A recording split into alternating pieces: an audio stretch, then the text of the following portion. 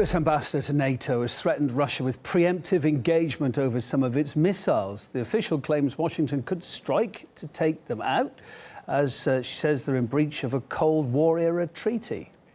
The countermeasures would be to take out the missiles that are in development by Russia in violation of the treaty.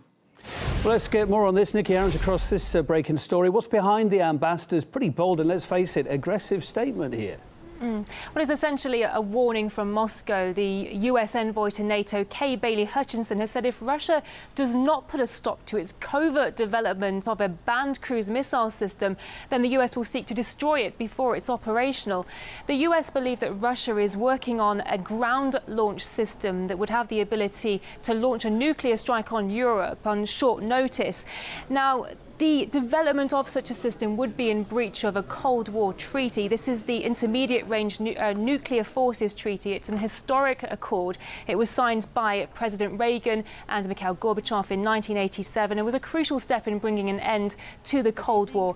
Now, while Ambassador Hutchinson said that the US favours a diplomatic solution should any situation arise, she also added that America is not against moving forward with developments not allowed by the treaty right now. We can hear more of what she had to say. Getting them to withdraw would be our choice, of course. But I think the question was, what would you do if this continues to a point where we know that they are capable of delivering? And at that point, we would then be looking at a capability to take out a missile that could hit any of our countries in Europe and hit America in Alaska. Now, the Russian ministry has yet to respond to these latest comments, but it's not the first time such accusations have been made, and Moscow has consistently denied any such violations. Meanwhile, NATO Secretary-General Jens Stoltenberg has also weighed in. He's spoken of concerns for what he calls Russia's lack of respect for its international commitments.